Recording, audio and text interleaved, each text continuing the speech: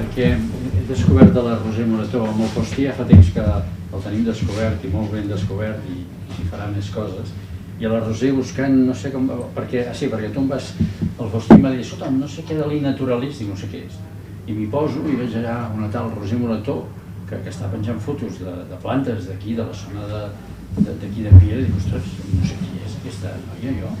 I vaig començar a investigar, vaig anar a parar a la Fortesa i m'ha dit, és aquesta. I aquí la tenim, em fa goig, perquè ja sabeu que les xerrades, les conferències que fem del Piera quilòmetre zero són gent d'aquí de Piera que estan involucrats en coses de qualsevol tipus de coses, de plantes, d'història, de castells, que no en parlaré jo, en parlarà el Ramon Mora, etc. I ja portem, l'any passat també vam fer 14 xerrades i aquest any farem el mateix. Doncs deixo que ens expliquin aquestes plataformes de ciència ciutadana, però il·lusió saber-ho, i qualsevol cosa que sigui, que ampliem el coneixement que tenim del nostre entorn més immediat. Després parlarem que el Faustí dirà alguna cosa d'un llibre que s'acaba de publicar ara també, que m'ha fet moltíssima il·lusió. Doncs us deixo el Faustí i la Roser, que feu el que vulgueu. I ens expliqueu coses, sobretot ens expliqueu moltes coses. Gràcies. Bé, bona tarda. Arran de la xerrada que es va fer el mes de febrer de Natura Piera, ocells i altres bèsties, al final de la xerrada es va parlar una mica per sobre del que serien les plataformes de ciència ciutadana. Es va posar una diapositiva que sortia en diverses plataformes. En aquell moment vam parlar més de la plataforma que seria de l'EBIRD, però n'hi ha una molt interessant que és iNaturalist, que és més genèrica, que no només és d'ocells, és de tots els éssers vius, una plataforma per anar introduint dades. Llavors, la xerrada d'avui anirà sobre aquestes plataformes. Aquí expliquem una miqueta el que són les plataformes, un espai on qualsevol persona pot participar en projectes científics aportant dades i observacions. Aquestes plataformes recullen les observacions de la gent. Quan tu penges les teves observacions mitjançant intel·ligència artificial, et validen aquestes, t'expliquen quines espècies són, les que has pogut penjar, i generen tota una sèrie d'estadístiques i mapes que el que fan és tenir una visió molt global del que seria la biodiversitat d'un indret o d'una zona o d'un territori. Les plataformes aquestes documentals de ciències ciutadanes, que remunten ja de fa molts anys, més de 120 anys en paper, a partir d'estudis de gent interessada, no només científics, sinó gent estudiant que li interessava qualsevol tema sobre natura, ja feien els seus projectes, els seus estudis, clar, a nivell de paper. Al cap de 20-25 anys, plataformes digitals, ja es va començar a poder entrar en sistemes informàtics totes aquestes informacions, i el boom d'aquestes plataformes arriba amb el tema de les aplicacions en els dispositius mòbils, perquè és aquí quan realment una cosa que abans era relativament complicada, que era sortir a la natura, anotar el que veies, fer-li una foto, després arribar a casa, passar-ho i tot, amb la immediatesa de les aplicacions en els mòbils, tu pots trobar-te que en el mateix moment real de l'espai en aquell que et trobes, en aquell mateix moment pots penjar la foto de l'espècie que vegis, diguem-li ocell, diguem-li insecte, diguem-li el que sigui, i en aquest mateix moment pots tenir una idea de l'espècie que es tracta, perquè amb la intel·ligència artificial ja t'estan dient l'espècie que és. Llavors aquí hi ha una mica d'història. Naturalist, creada el 2008, i la gran expansió a partir del 2015.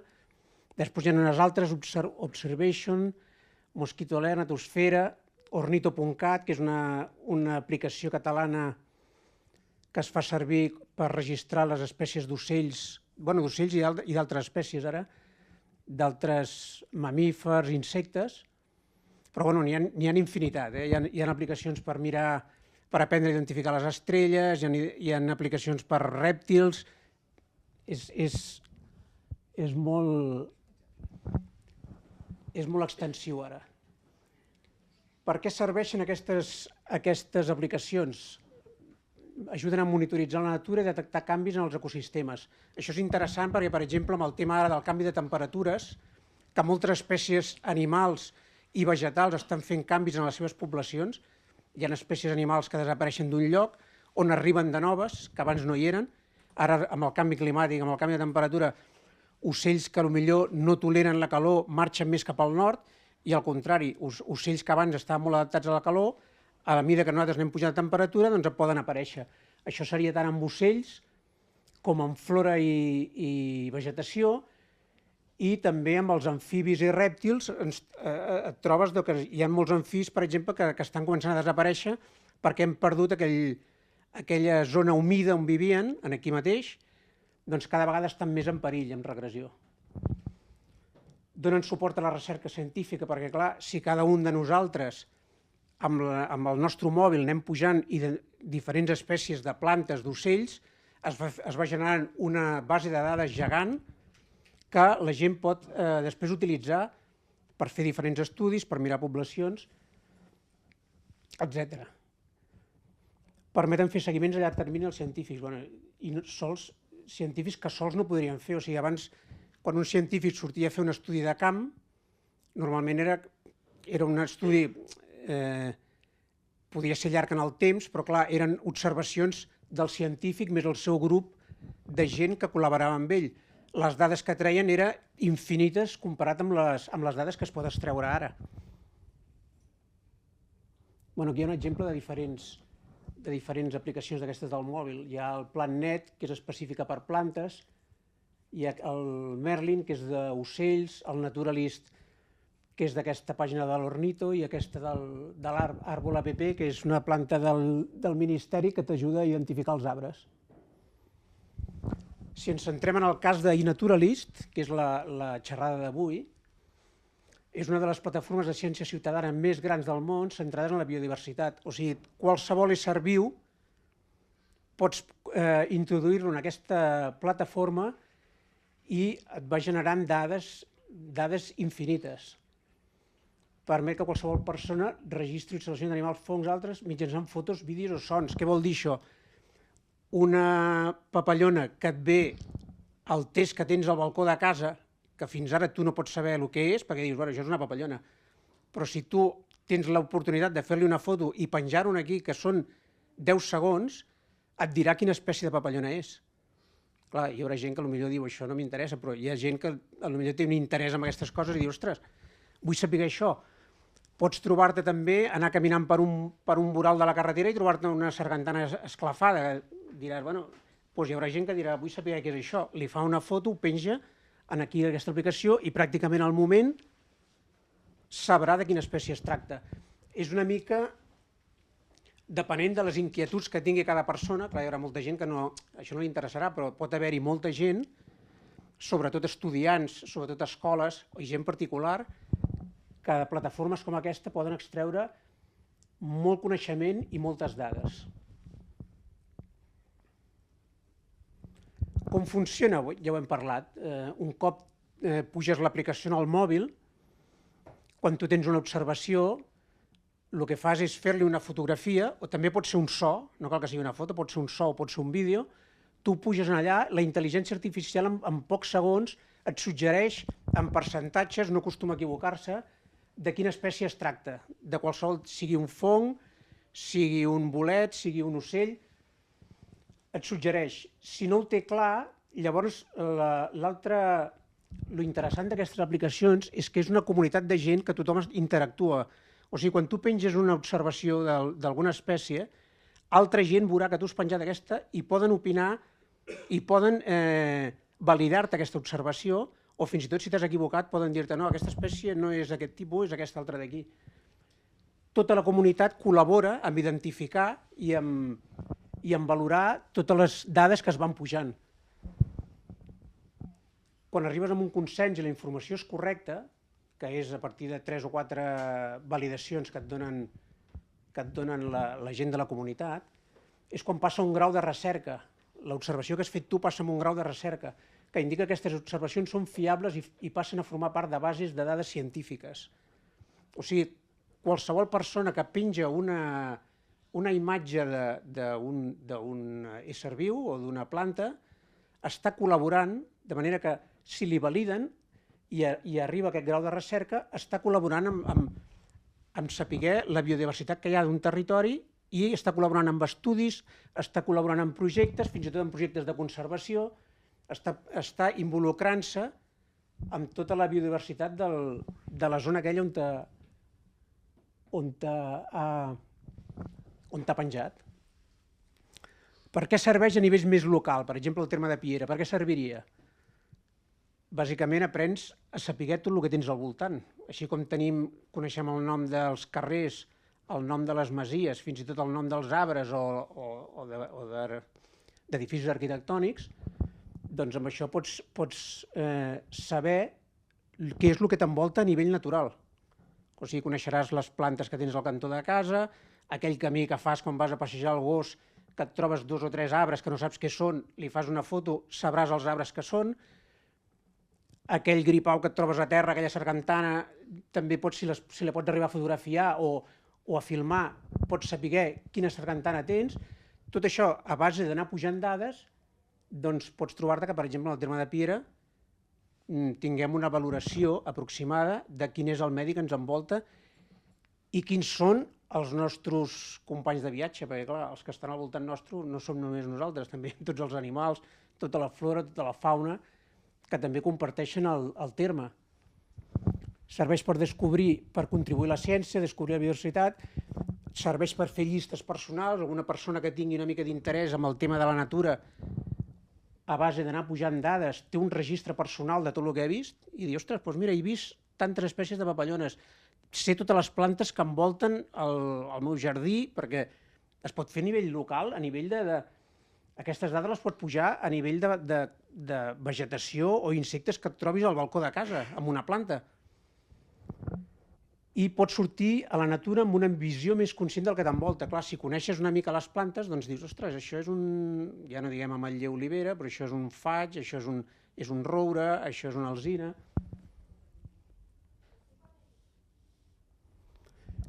Bé, un cop arribat, jo estic parlant com a nivell usuari, no estic parlant com un especialista en bionatura, perquè no ho soc. Soc un usuari de fa 4 o 5 anys que penjo dades.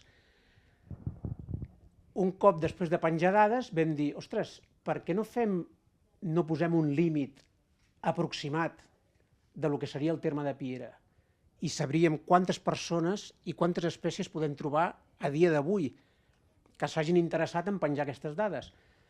Vam posar una frontera, si es pot dir frontera, perquè clar, en el tema natura no hi ha fronteres, volíem posar el terme de Piera, la delimitació, però això és una delimitació a l'engròs, no? Agafa una mica de Cabrera d'Anoia, de Vallbona, Hostalets de Pierola i una mica de Capellades, però bé, el terme de Piera està aquí dintre.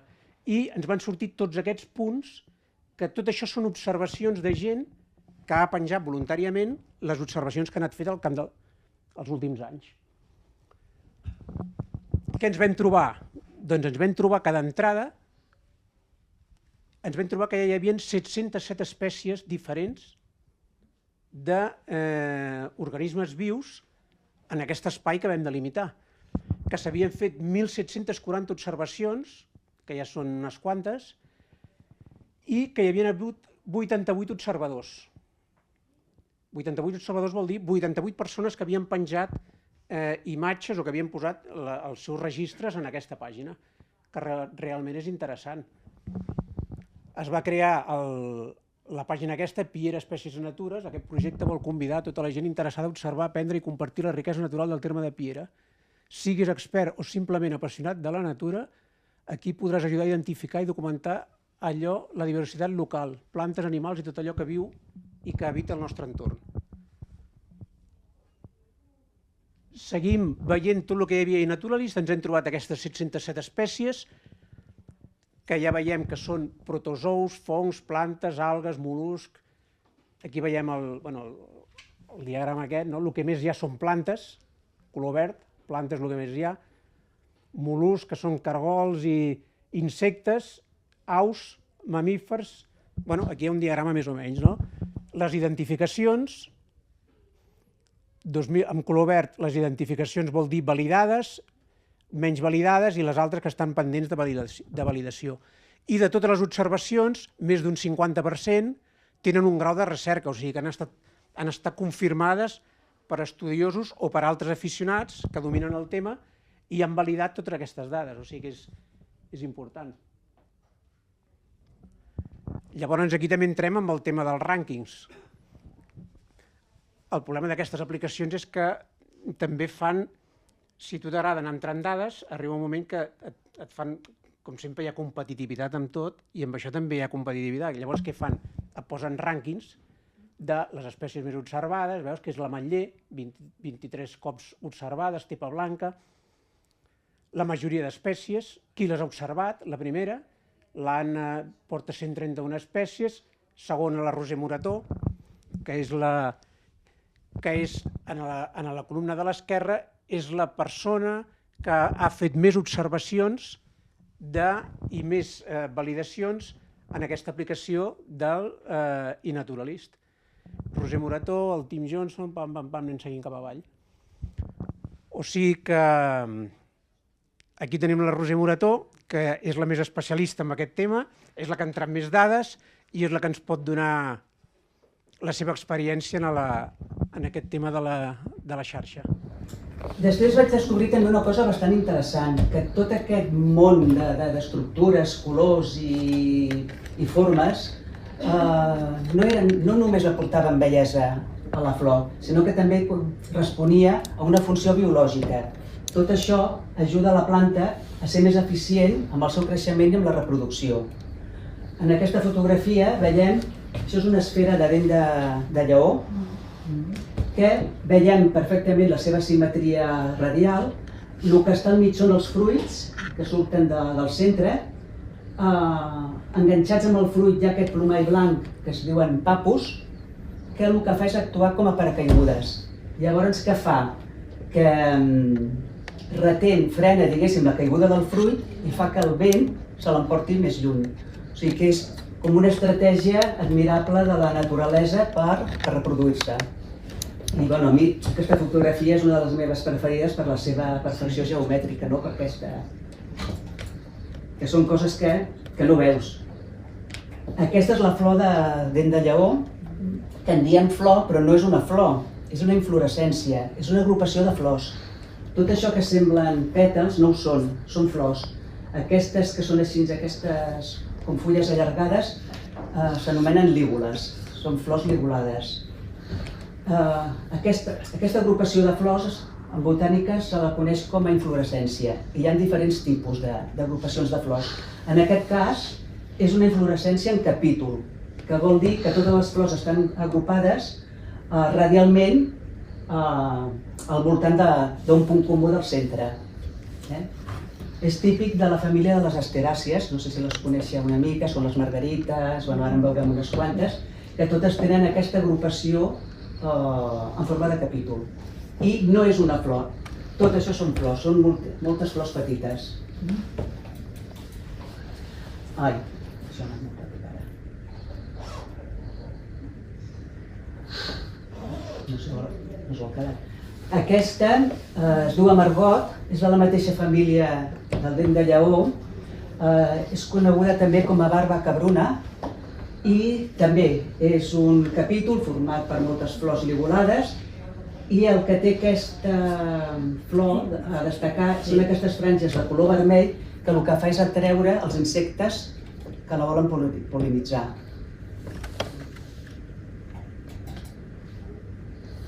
Aquesta és una centaura o bracera. Veureu que totes les meves fotografies, potser no les reconeixeu les flors, perquè és fotografia macro, o sigui que vaig amb aquest detall ampliat. Aquí podem veure també que hi ha unes flors externes, que són les lígules, que la funció d'aquestes lígules és la d'atreure els pol·linitzadors. I les flors de dintre són unes flors que es diuen tubulars, que són les encarregades de la reproducció, són les que fabriquen el nèctar i el pol·len. O sigui que aquí tot té la seva funció. Aquesta és l'escabiosa o vídua, també n'hi ha moltes per la zona. També és una inflorescència, és un grup de flors i veiem que les flors externes sempre són grans, són vistoses per atraure els pol·linitzadors i les de dintre fan la seva feina de reproducció. Aquesta és la foixarda. Abans hem vist el detall de la foixarda, aquí la veiem la flor completa, però realment quan tu la veus a la natura no veus això, veus una floreta petita que no veus res. És també una inflorescència i aquí l'estratègia d'aquesta planta per atraure els pol·linitzadors és el seu color blau intens. Ai, espera, que se me'n va. Aquesta és la fumària. Aquesta és una flor de les primeres fotografies que vaig fer quan vaig començar, que em va sorprendre moltíssim, perquè jo no tenia ni idea que una flor tingués aquesta forma tan estranya. És també una inflorescència, són moltes flors que estan disposades a lo llarg d'un eix. Aquestes flors tenen una forma tubular, són molt allargades i només la poden pol·linitzar els insectes que tenen un aparell vocal molt llarg, com mariposa, com papallones, o abelles. És una flor també molt bonica, que també passa molt desapercebuda. Això, sabeu el que és? Això és una rosella. És el fruit de la rosella. És el fruit. Quan ja la rosella s'ha pansit, queda aquesta càpsula que conté els fruits. També es veu aquí la forma radial, aquesta simetria radial que té, i a sota d'aquesta primera capa, diguéssim, es van formant uns forats, que és perquè llavors, amb l'ajuda del vent, transporta també les llavors. A part d'aquesta bellesa que vaig descobrir amb les flors silvestres, que és el que em va apassionar, també vaig descobrir bellesa amb altres elements de la natura, com les fulles, els arbres. Per exemple, això és una fulla, és un primer detall, és una fulla que està plena de palets petits i prims i una petita capa de gelada. Aquests palets fan de barrera tèrmica, també. I a mi el que m'agrada d'aquesta foto és aquesta transició de colors, que van del grogós, al groc, fins al marró, que d'alguna manera ens parla del pas del temps. Aquí tenim aquesta, que també és una fulla amb el marge ondulat, li dona la llum i també es veu tota aquesta combinació de colors, els grocs, els verds pàl·lids, els verds, els marrons. Aquí també hi veiem clarament una figura geomètrica, en forma d'espiral. Això és un circell, que és com una prolongació d'una branca o d'una tija que es va creixent i a mesura que va creixent va formant aquesta forma espiral. Serveix per fixar-se, per fixar la planta i donar-li estabilitat. A mi totes aquestes formes geomètriques són el que... Sí, és el que m'atrau, el que m'admira de la natura, aquesta relació que hi ha amb les matemàtiques, les proporcions i aquestes figures. Aquí tenim un tall transversal d'un tronc on podem veure els anells de creixement que van de dintre fins a fora i cada anell és un any. Això és un detall d'una escorça d'un arbre que també el que m'agrada amb aquesta és aquests colors que hi ha, aquests grocs, verds, inclús blavosos i marrons, amb aquesta estructura rugosa. Aquí també veiem una combinació cromàtica impactant, les franges aquestes vermelles de les canyes amb el color de la canya. Aquesta és una estructura també vegetal de fils, tots són filaments molt prims i allargats que van formant aquesta estructura. També són petits circells que el que fan és fixar a la planta, la protegeixen, inclús capten estímuls.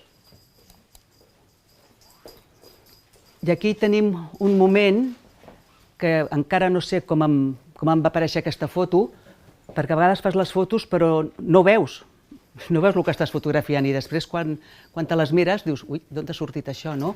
Això és un moment diguéssim, de textura i de llum, són filaments també en què es refracta la llum i formen aquests colors i aquesta foto tan espectacular. Com veieu, el que m'atrau una mica és la part estètica i també aquesta part de relació amb les matemàtiques, la seva funcionalitat, tot això. Què us volia comentar també? Abans ja us he dit que quan surto a la natura surto sense cap idea prefixada, surto amb observació conscient per captar aquests instants màgics. Hi ha una paraula que a mi m'agrada molt, que és serendípia, que vol dir un descobriment valuós en un moment inesperat. O sigui, quan trobes alguna cosa valuós, però d'una forma inesperada, que tu no la busques, però que la trobes. I a mi el que m'agrada quan surto a la natura és això, trobar aquests moments màgics. També hi ha una altra cosa, un altre benefici que m'ha portat aquesta afició de sortir a caminar amb la natura, que és que he observat que quan al cap d'un rato de caminar, la ment, diguéssim, comença a desconnectar de tots els problemes del dia a dia. I llavors entres en una fase com de generar idees. No sé si heu experimentat una mica aquesta sensació amb la natura al cap de caminar una estona. I això sí que té una base científica perquè diu que quan la ment entra en una fase de relaxació, llavors hi ha unes zones del cervell que s'activen i generen creativitat, afavoreixen la creativitat i la memòria. I això jo ho he experimentat, sortint, quan vas amb aquestes caminates, normalment les faig soles quan vaig buscant això, per no tindre distraccions, i amb aquesta observació conscient arribes a estar en aquest estat de fluir. Un cop vaig conèixer les flors i la bellesa de les flors, vaig pensar que les volia conèixer i llavors vaig pensar que les tenia que classificar i conèixer els seus noms.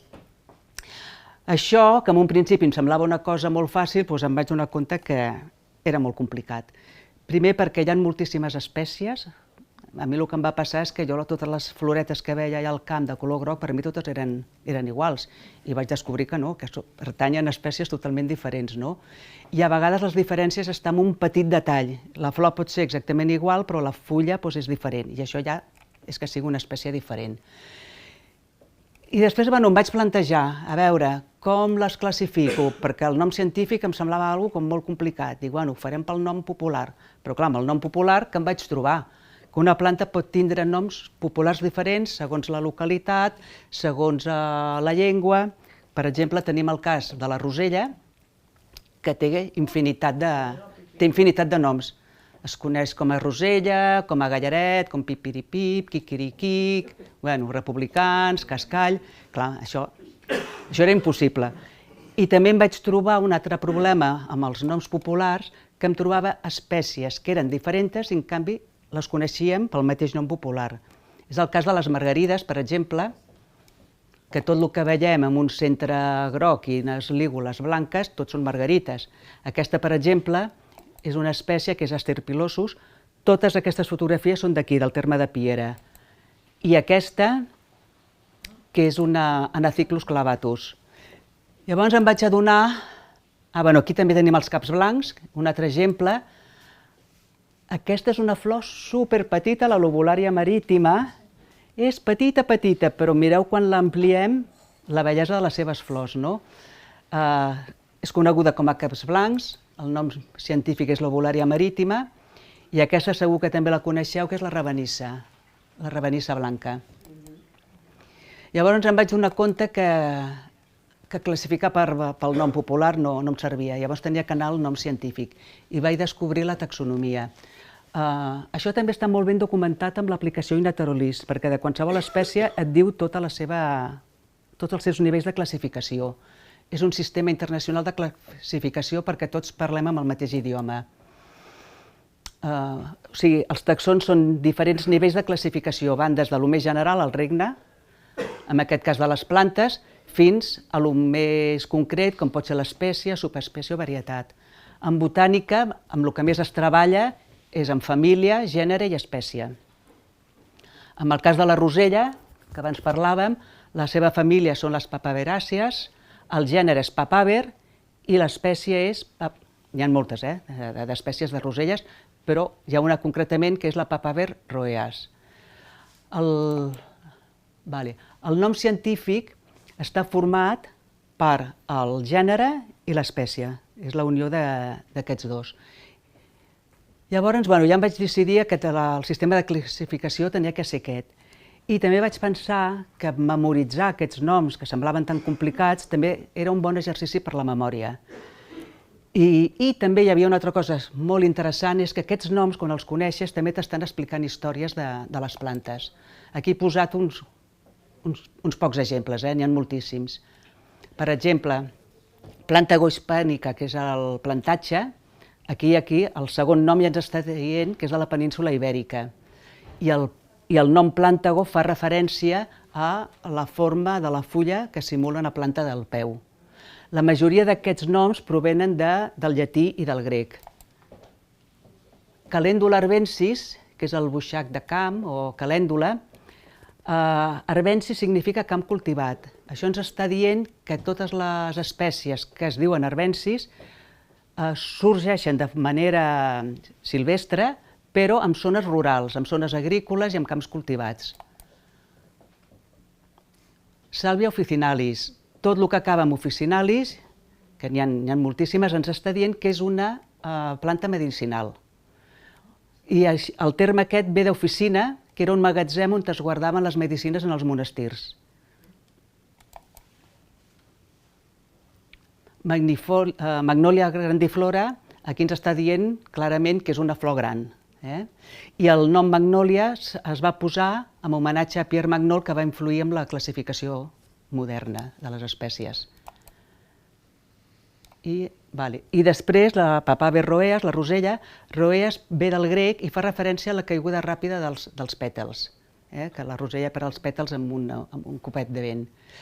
Com veieu, tots aquests termes ens poden parlar del seu origen, d'on venen, dels investigadors, dels que els han descobert, de l'ús que té, de característiques. Vull dir que també és un tema molt interessant.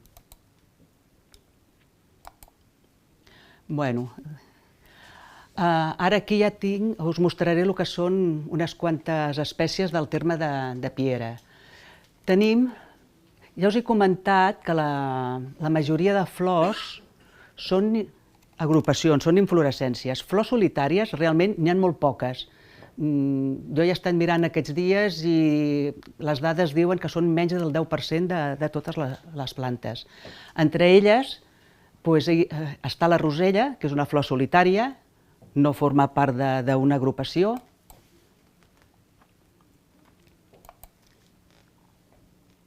I aquesta, que és l'orquídia abellera.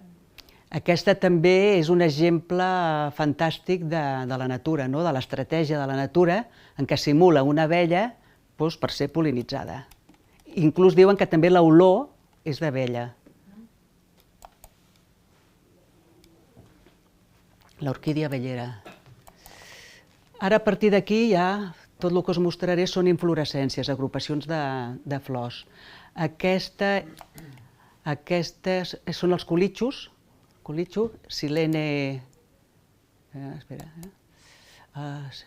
Silene vulgaris. La paraula vulgaris ve de comú, que vol dir que n'hi ha moltes, que és molt. El que és característic d'aquesta flor és aquest calze que té voltat. Aquest calze, quan s'aplasta o així, quan esclata, fa aquest soroll característic. També és coneguda com a bufeta, em sembla, bufa o bufeta. Aquí veiem la inflorescència, que hi ha aquestes agrupacions de flors, aquí aquest calze i aquí la flor, que també té una simetria totalment radial. Els colitxos.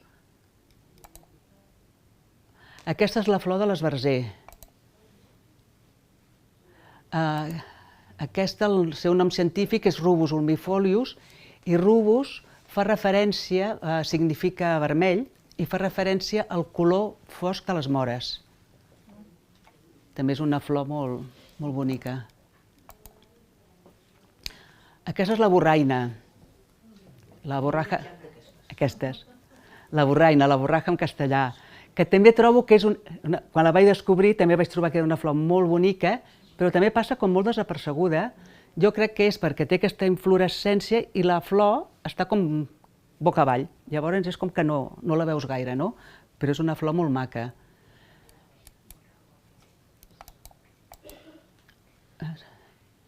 Aquesta. I aquí veiem la inflorescència.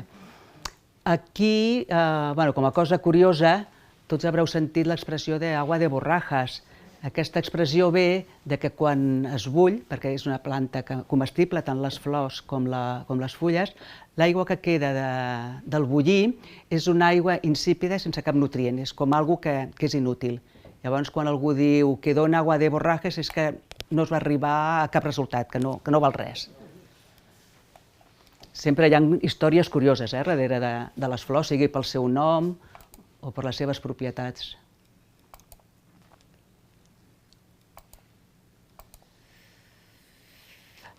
Aquesta és coneguda com a agulletes, com filamaria.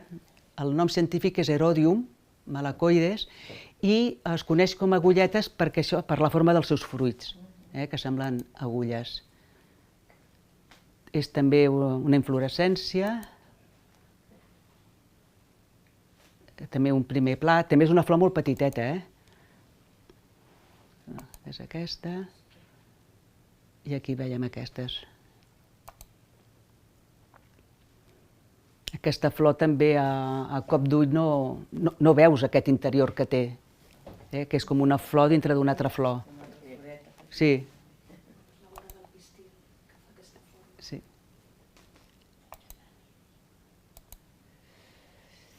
Aquesta és la xicòria. La xicòria, Cichorium intubus. Aquesta, que se me'n va. Aquesta ha sigut utilitzada... La seva arrel ha sigut utilitzada com a succedani del cafè, sense cafeïna, que antigament s'utilitzava molt i també perquè era molt econòmic. També és una inflorescència que és una agrupació de flors.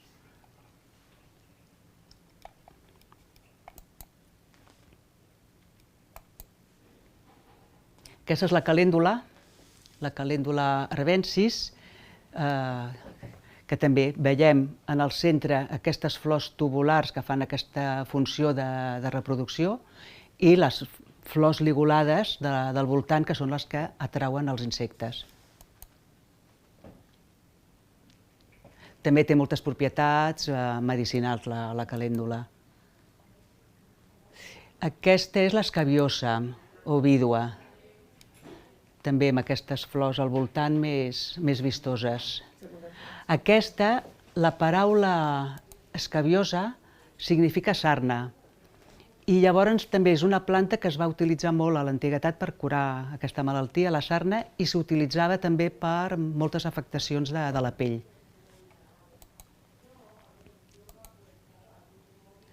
Això és la ravenissa, un primer plànol de les flors de la ravenissa blanca. Aquí una agrupació. La ravenissa, el que té de... No, aquesta no. El que té de curiós és amb el seu nom, Diplotaxis erucoides. Diplo vol dir doble, vol dir dos, i taxis vol dir col·locació ordenada. I això fa referència a les seves llavors que estan col·locades en dues fileres. O sigui que el seu nom també ens està explicant aquí una història. La ginesta,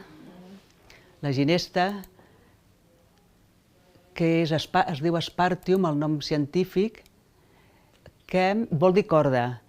I la ginesta també s'ha utilitzat molt per fibres tèxtils, per fabricar cordes i tèxtil. I també les seves flors s'han utilitzat com a colorant. La fumària, que és la que abans també ja ha sortit, aquestes flors així allargades. Aquesta també té propietats medicinals.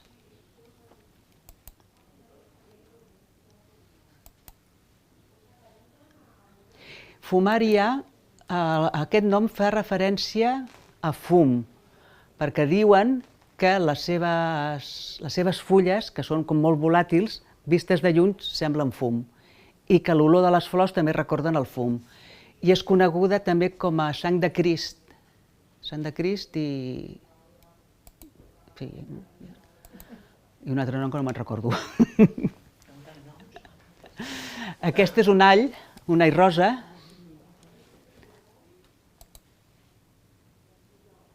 L'all rosa deien... el nom d'Allium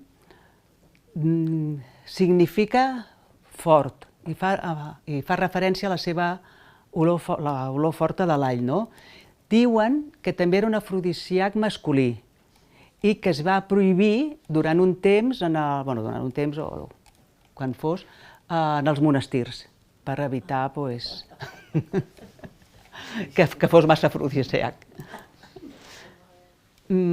Aquest és el fonoll.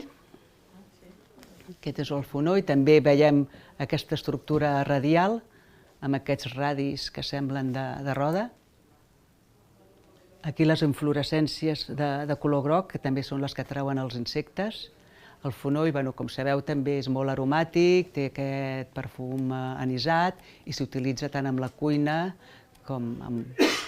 i també en medicina.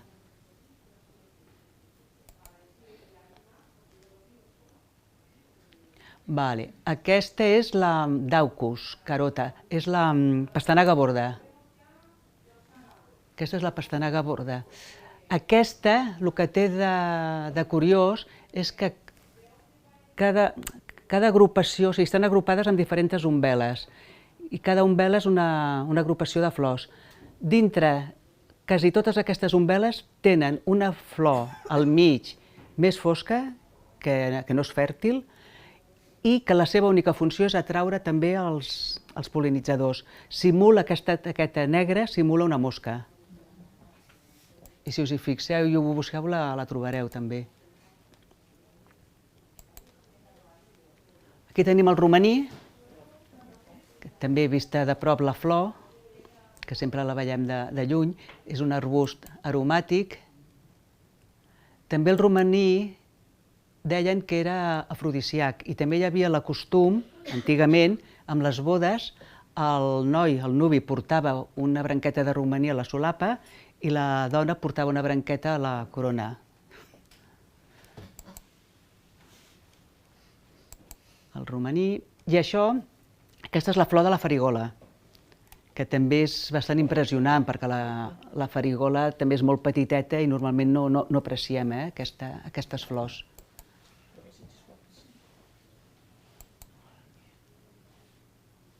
I això és tot.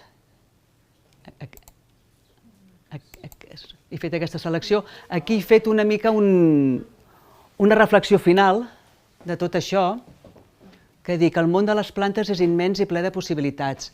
Ens donen aliment cada dia, des de cereals fins a les fruites i verdures. Ens proporcionen medicaments i remeis, ens ofereixen cosmètica i perfums, que ens cuiden i ens ajuden a ser més guapos. Ens donen materials imprescindibles com fibres per vestir-nos, fusta per construir, pigments per donar color. Ens sostenen amb la seva funció ecològica, produeixen oxigen, capturen carboni, alimenten pol·linitzadors i mantenen l'equilibri dels ecosistemes. I a més ens regalen ornament i cultura, amb la bellesa de les flors, el simbolisme en rituals i la inspiració artística. El servei que ens fan és immens i insubstituïble. Sense plantes no hi hauria vida. I ja està.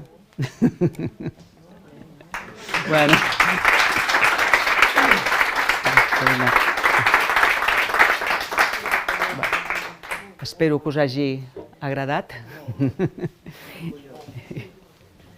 Bé, després d'aquesta classe magistral de la Roser i que ha deixat anar també un parell o tres de frases molt xules, jo crec. Si queda gravat això i es posa, jo crec que ha deixat anar ha dit dos o tres frases de sortir a la natura que realment és que és així, no? Sí, és així. A part de tot el que pots trobar ja a nivell de plantes i de vegetació, tot el que comporta sortir a la natura a nivell de plaer i de desconnectar de tot el que és món digital, ara que tot el dia estem enganxats amb això, és espectacular. Animar-vos a col·laborar amb la plataforma aquesta d'Inaturalist, entrar en qualsevol dada, qualsevol cosa, i així com ara fa poc es va crear una base de dades, fa poc de Piera, de tema de masies arqueològiques, comentava Antoni, el mapa del patrimoni, doncs això pot ser un inici de crear un mapa del patrimoni de biodiversitat del que seria el tema de Piera. Tindríem els dos patrimonis, el patrimoni cultural, arquitectònic, i tindríem el patrimoni natural, que és igual d'important o més, perquè clar, mantenir això és el que et dona qualitat de vida.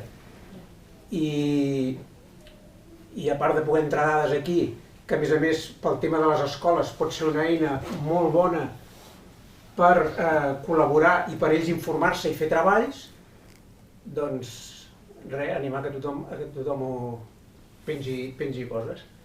I ara, aprofitant que estan aquí aquests dos companys, també han tret un llibre molt interessant que va lligat amb tot això, que ajuda a conèixer la biodiversitat, que és aquell llibre que han tret dels ocells del Badorc i les valls de l'Anoia, que és un llibre que han tret fa poc, el Carlos i el Xavi, que jo sempre en surt poputs, i bé, que va lligat amb això, no? O sigui, a part d'aquí, a nivell digital, doncs hem fet un llibre que ens explica tot el tema dels ocells de les valls de l'Anoia, que això és interessantíssim. I ja està, i moltes gràcies per venir i bona tarda. El llibre del Xavi i del Carlos el presentaràs no sé quin dia. El dia 16, no sé ara el dia que és. 16. El 16 de gener hi haurà la presentació del llibre aquí a la Biblioteca de Piera. Sí. I si tenim alguna pregunta o alguna cosa, si no, doncs donem per... Ho fas sempre amb la màquina de fotografia? No, vaig començar amb màquina de fotos, quan vaig començar ja el 2010 amb una Sony. Llavors era màquina de fotos. El que passa que ja últimament, ja per anar més pràctic i més ràpid, ho faig amb el mòbil. I amb el mòbil es poden fer aquestes fotos macro? Sí. Hi ha un sistema automàtic de macro, però a mi no m'agrada, perquè el sistema automàtic de macro, a més, ho has de fer amb una certa distància, i sí, sempre et surt perfecte, però et perds tot l'encant d'enfocar, d'ampliar, i tot això, i de buscar el detall que un vol. I el mòbil t'ho deixa fer? Sí. Llavors amb el mòbil sí, ho faig. Sí, avui en dia. I això que ara últimament tinc un mòbil que no és gaire bo, però sí, amb el mòbil ho fas. O sigui, el que faig és m'acosto molt, llavors enfoco i vaig ampliant fins trobar, diguéssim, fins que trobar aquella imatge que és la que m'agrada. Ara, faig moltes fotos. Ja m'ho penso. I de totes les fotos, alguna surt espectacular i altres no tant. Però sí que m'he centrat en la foto de la flor silvestre.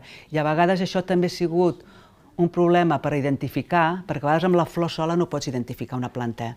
Llavors has de mostrar les fulles, tot altres coses, no? I potser ara m'animaria a fer més fotos de la planta sencera, diguéssim. Després pots fer el... Sí, però el detall també el faré, el detall també. Sí. Si us plantegeu d'entrar a la pàgina aquesta i anar penjant coses, també us podeu picar entre amics, entre veïnes, a veure qui penja més coses, qui penja la foto, i entrant al rànquing, la competició, a veure qui ha penjat més i qui ha identificat més. Però abans no trapeu la Roser ni a per dies, Bueno... La Roser porta avantatge. Últimament ho tenia molt parat, ara m'activaré més. No, la idea aquesta del Faustí, de fer un mapa de la biodiversitat de Piera fora fantàstic, estaria molt bé, molt. Però anem nota. Està molt bé. Ho tenim al costat tot. Sí, és que això és l'impressionant, que tens la bellesa als peus, al costat, i no la veiem, I tant.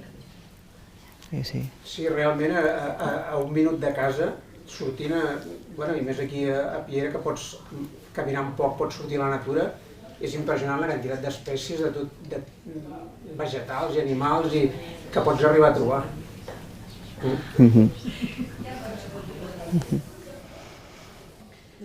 Bé, Doncs ja estem.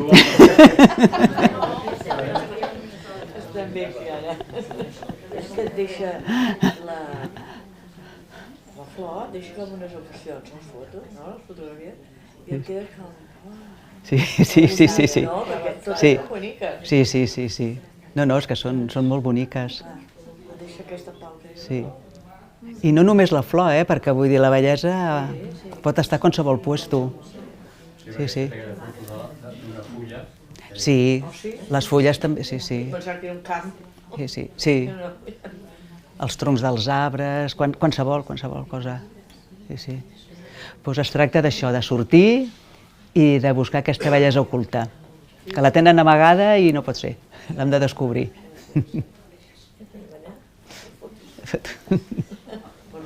Molt bé. Doncs gràcies. Gràcies per venir.